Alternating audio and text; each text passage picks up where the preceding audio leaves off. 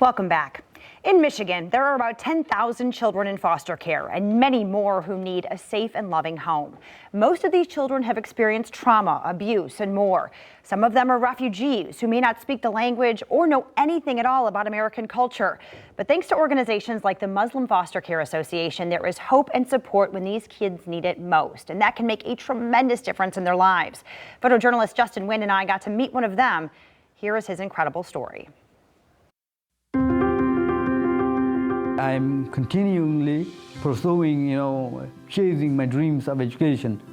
And I plan to obtain my degree in Bachelor of Electrical Engineering and Computer Science. Shofi Alom is well on his way. He just finished his freshman year at Western Michigan University. Enough on its own, but almost unbelievable when you know what it took to get here. On December 20, 2016, they brought me to the U.S. When I saw the U.S. flag in Chicago, and I asked a person in the airplane, back then I didn't speak any English. I cannot communicate in English. I cannot write or read. I was just using a sign language to a person. Said, is that U.S. flag? The person said yes. Shofi was 13 years old on that plane and had an incredible story of survival behind him as a refugee from Burma.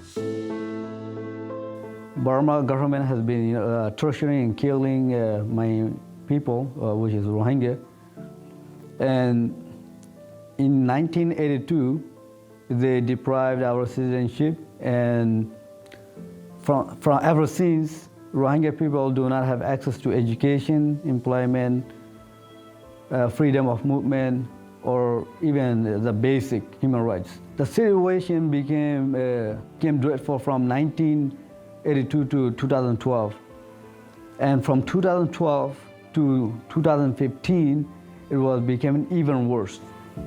They've been killing thousands and thousands of people every day, torturing and burning the villages, throwing live people into the fire. His parents made the difficult decision to try and get Shofi to family in Malaysia, where he would be safer and able to work to help support his 10 siblings.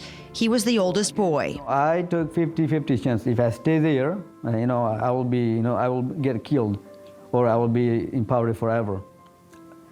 And if I leave, there's another 50% chance that I will either gonna die through my, on the way going to Malaysia. His family paid human traffickers to take him by boat to Malaysia, a trip they said would take 3 days to a week. I was so young, I was 12.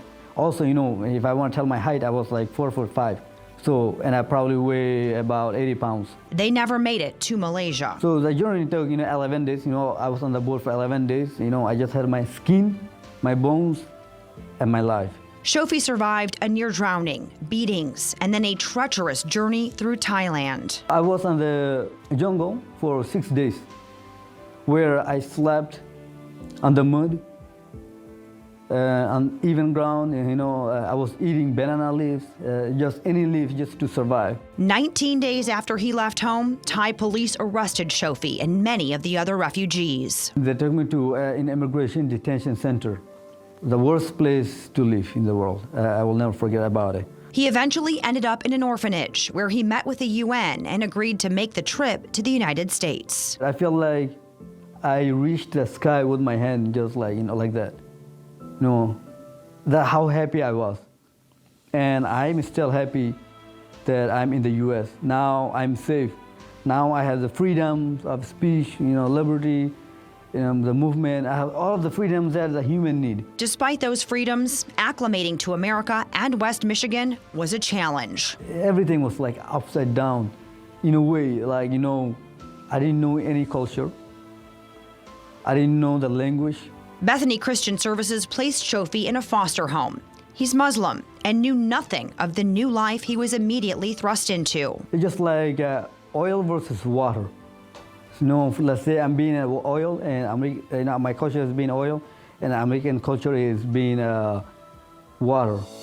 Our objective is to help them thrive and help them to adjust to their new life, because they are coming from backgrounds that could be like loss or abuse or neglect or war, if in case they are refugees. So, they are coming with a host of, they're coming from a hard situation, and we want to make them feel that, they are not alone. Between organizations like Bethany and the Muslim Foster Care Association, young foster children like Shofi have help during this transition. If you practice a faith, your faith can be a source of support, stability, solace, right? And so that's our vision at Muslim Foster Care Association. We want to keep these children connected to what is familiar for them, right? And has always been a source of stability and support for them. Shofi spent time with 3 different foster families and credits them for much of his success in America. My foster family, they're the reason, again, who I am today. They motivate me. Even more than that, he has a community of people standing behind him, rooting for him, and celebrating all he's done. I came to the United States. I knew there's a brighter future, but if I didn't have the support from Bethany, from my mentors, from my foster families, I didn't know who I will be today. I can't explain it. Shofi, pretty amazing human being with just an incredible story. And the Muslim Foster Care Association, it works with children across the state of Michigan. They are always hoping more Muslim families make the choice to become fosters. There are so many other ways, though, to support the organization and children who need it. Learn more at muslimfostercare.org.